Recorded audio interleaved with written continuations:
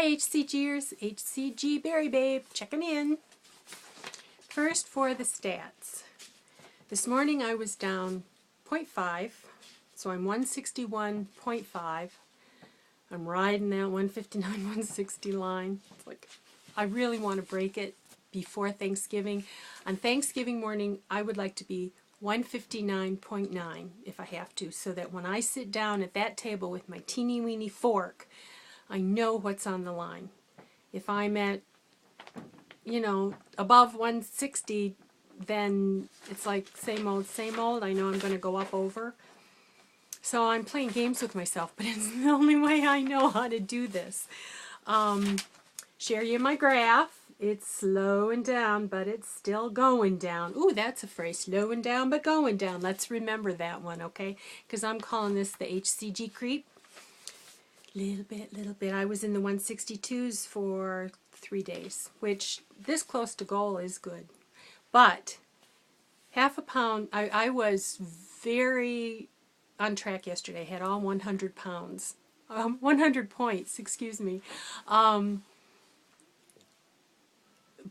I lost half a pound, so I thought, okay, I had a little bit more protein than is bottom line.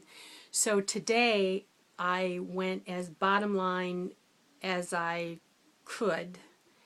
So I'm hoping between today and tomorrow to break that 160. I lost my train of thought when there wasn't even a squirrel. Haven't decided about the planned interruption. Today should have been day 1 of a 3-day. I'm doing pellets. And in one of the books that I bought, I read that it takes 46 hours for the pellets HCG to get out of your system. So I thought, okay, well, I'll do the HCG today because I wasn't ready to let go. So the question will be, will I dose HCG tomorrow and go off only on Wednesday? I think it would be a good compromise for me not to do HCG tomorrow or Wednesday and then not eat until lunchtime on Thanksgiving. Might do morning dose HCG, morning and lunchtime, because it would be 48 hours. What did I say, 46? 48 hours before I ate. And that would lessen the hit by some. And then ideally, I would start back on the pellets the next day. I'm hoping I don't slide into a 2-day food eating. I'm not anticipating there's going to be leftovers coming back that are going to really call to me. If I don't, sister-in-laws, they're not usually, this sister-in-law, we don't usually bring home leftovers, and if it is, it's a particular dessert that they make for my husband that I don't care for, so I don't care about having that in the fridge.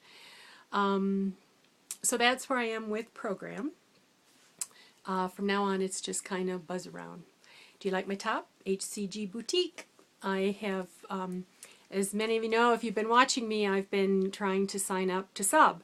And I think getting my original teaching certificate was less work than this is. Not true, but I had to go to an orientation, and so I had to wait for that, and then I had to, it was an orientation for the private company now that runs the subs. If you sub in Michigan, if you sub through this company, you don't get any state retirement, which 12 years ago when I subbed for a whole year, I got a whole year of retirement out of it, so that was good for me. It doesn't matter to me now, so that's kind of a non-issue. But then I had to wait, and then I had to get a TB test, and then I had to get fingerprinted. So I paid $10 for the meeting and $60 to get fingerprinted. And then they told me, because I wanted to work at the ISD, which is with the most handicapped kids, most disabled kids, most cognitively and physically impaired in heavy-duty autism, and the babies, that I had to have a TB test. So even though I later found out my insurance would have paid for it, I would have had to have waited a week to get into my doctor, so I paid $25 to get it. So then I found out, I drove that all the way across the county to drop it off, and then I found out that I had to wait for an invitation from the ISD. okay, got my invitation from the ISD, got my what they call ESOP, AESOP, that's the name of the program. And so I went on, because they told me once I got my ASOP number, I should be able to look at jobs. Nothing, nothing, nothing, nothing. Well, I got really sick with a bad cold, and I was just tortured as to whether if they called I would go in. So for 3 days I said, don't call me. But when it kicked over into this week, it's like, this is, every day is X amount of dollars that I'm not getting. So finally today, somebody from the ISD called me, and now I have to attend an orientation meeting, which is 1 hour, which means 1 day of not subbing, on the 5th. And then you have to go to you have to do 7 different activities, which means more days you're not having full days of teaching. 2 days at the cognitively impaired moderate building, 2 days at the very severe building, which is close to me, which is my preference, and 2 days with the pre-primary and babies, and 1 day at the transition center, which is for adults. So I talked to the secretary. She said, well, I said, do you realize I'm a certified teacher? Actually, I'm a certified special ed teacher. And 12 years ago, I subbed a whole year for the ISD. She says, oh, well, then you've been to the severe buildings. And I said, yeah, I have. So she said, well, I'll put you on for the ISD. Well, she put me on for Skill Center. And that's the only thing that's shown up. And that's where the high school kids go for tech training or beautician's training or graphic arts programming or something like that. They ride the bus from their home high school to the Skill Center, which is actually where my daughter does her base camp high ropes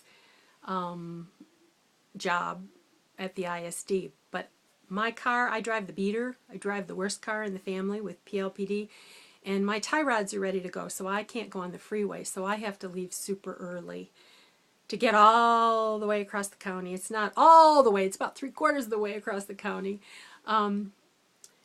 So today, this evening I had my bariatric support meeting, which is about an hour and 20 minutes from here. And I got there and there was one other woman and the bariatric nurse there. That was all that showed up.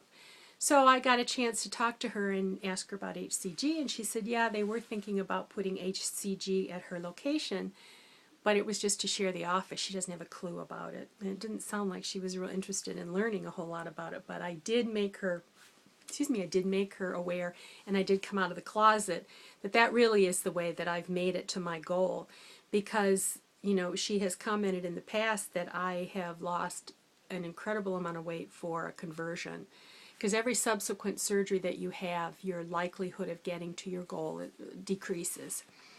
So I'm finally out of the closet, and I let her know that I was, I'm a licensed counselor, and that really the magic is learning how to reprogram yourself and dealing with the cravings and reprogramming and that sort of thing. So I don't, it's too far away for me to drive on a regular basis. I don't even know if once a week if I could arrange clients, if I could go down there, but I'll work on that. But I have planted the seed. Kind of bums me that she's not really interested in how it works. She's just, the doctor she works with, the surgeon, said, yeah, you should look into HCG. So she's found a doctor who's got a clinic set up already.